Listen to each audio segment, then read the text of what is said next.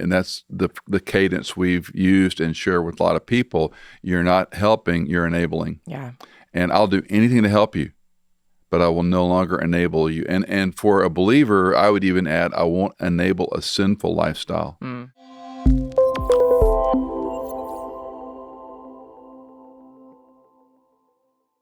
This is Ask Dr. E, where Dr. Michael Easley answers your biblical or theological questions in 10 minutes or less. Today's question comes from Tim. Tim writes, a few years ago, a dear friend and his wife lost an adult son to a drug overdose. Upon that death, another son confessed to his parents that he too was an addict. Since then, that son has been in and out of drug rehab and has also been incarcerated several times for drug offenses. Wow, Dad, we are not unfamiliar with this. Heartbreak. At the end of their rope, both financially and emotionally, the parents, have given the older son a deadline to be out of the house. While in agreement and at peace somewhat with this decision, he and his wife are struggling with the what ifs. Any wisdom or resources that you can share on how these parents can navigate this journey would be greatly appreciated. And they are believers. An important note, I think. Before we get too far, we'll put a link. I looked up Focus on the Family's resource landing page, and they have almost 30 different organizations, some secular, some Christian. But, this is real close to us, and it's close to a lot of our close friends who've been through this. It is heartbreaking. A 10-minute answer feels a little foolish, frankly. Addicts wreak havoc on everybody. There's an adage we learned from a counselor years ago: when an addict's lips are moving, they're lying. Yep. And, the damage to the individual, the damage to the family, to close friends, relationships, the plying, manipulating, triangulation, deception. They go to rehab to avoid jail. Yep.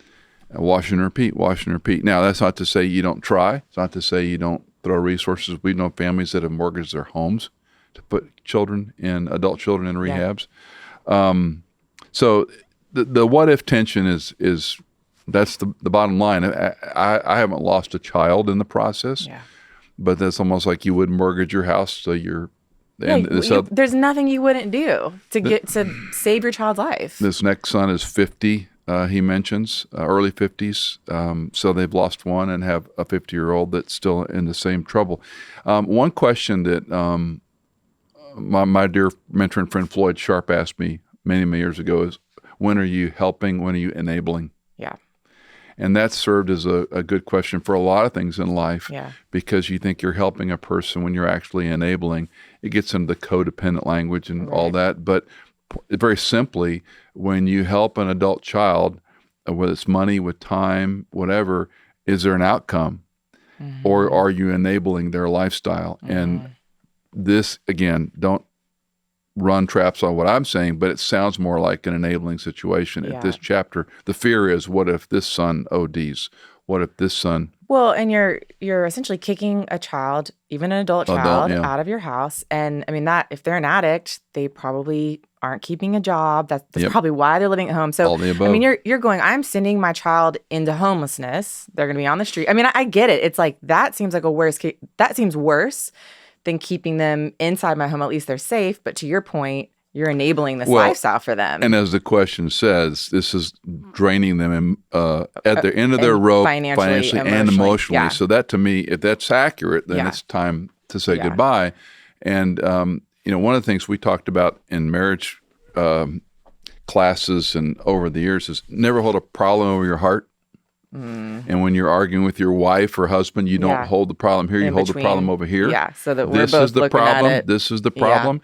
And I think this is a great illustration of that. Ooh, that you're a child. Of course you're holding it over your heart. Right. But if he's in his 50s, he's an adult. I agree. I mean, adult child, but still. I've got a friend who's in his late 70s, and he's got his adult child in the basement living for these kinds of reasons. And each family has to navigate it. But if it's emotionally and financially wearing them out, then it's time to maybe hold it over here and say, you know what, we love Joe. We'd do anything for Joe, but we've enabled him to this point. And Joe, you get a full-time job, you get in a program, you demonstrate, some period of time where you're clean and sober and retaining a job, we'd love to help you.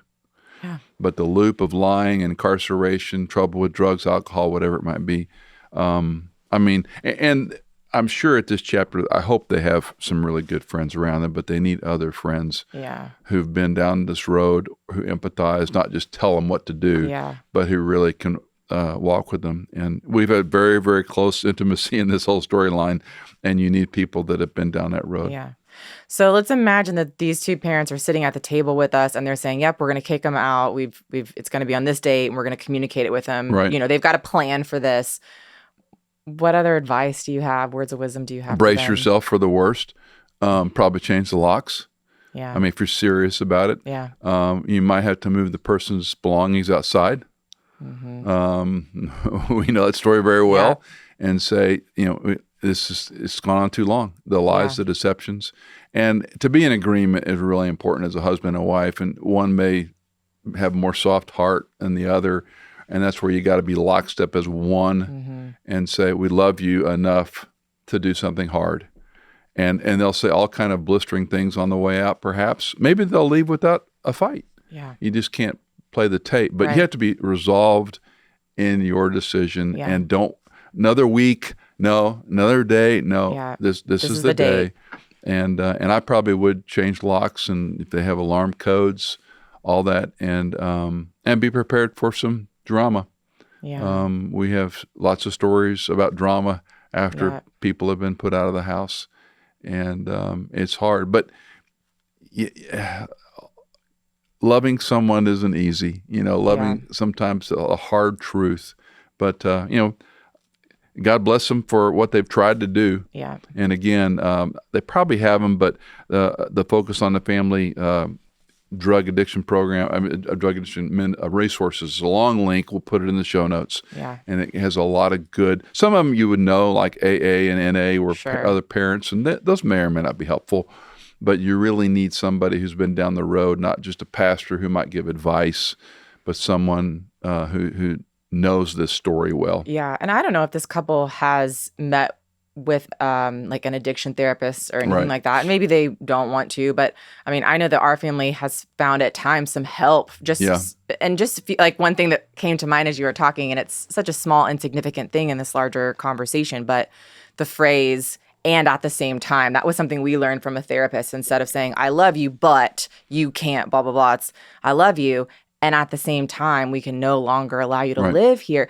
And something just about, it's just semantics, but something about that little phrase, I think, helped at least our family a lot with in some conversations. So just thinking about if maybe they haven't sought resources for themselves just to help. They've been through as much trauma, if you want to call it, or whatever, as the child. I don't think sometimes you realize. You can't expect the addict to empathize with the parent or the adult or the non. They don't have the ability. Yeah. And that's where you had to have your armor on. And again, that's back, and that's the cadence we've used and share with a lot of people. You're not helping, you're enabling. Yeah. And I'll do anything to help you, but I will no longer enable you. And for a believer, I would even add, I won't enable a sinful lifestyle. So when not only just the addiction, but their choices of who they run with, what they do, how they live. Yeah. When you're ready, and again, it sounds almost baseline. You get a full-time job. Yeah. You're not using. You're sober. You're in a group of some kind that keeps you accountable. Yep. You're making progress. We're here. Yeah. We're here. We'll help you with rent. Yes. We'll help you with bills. And we did and will. Our network of people. We will and we will do that for you.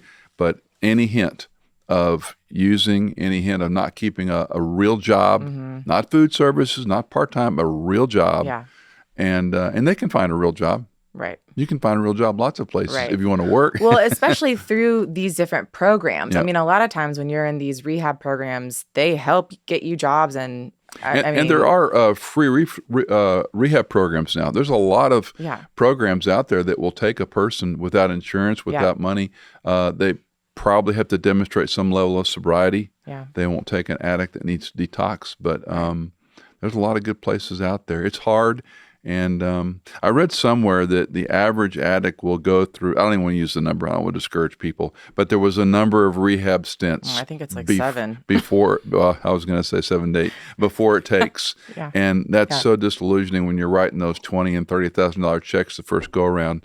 Because you think this is going to be it after, It's never the first. That's what, I mean, I've had friends, they're so excited, their brother, their uncle, whoever is going to rehab, and I'm like, and they're using the whole time they're in rehab. It's never one and done. They're using the whole time in rehab. I mean, maybe there's someone whose story that's out there, but. And people we know who have very similar pasts, like this couple, they have an adult, I'm thinking of one has an adult son. He's in his mid-30s.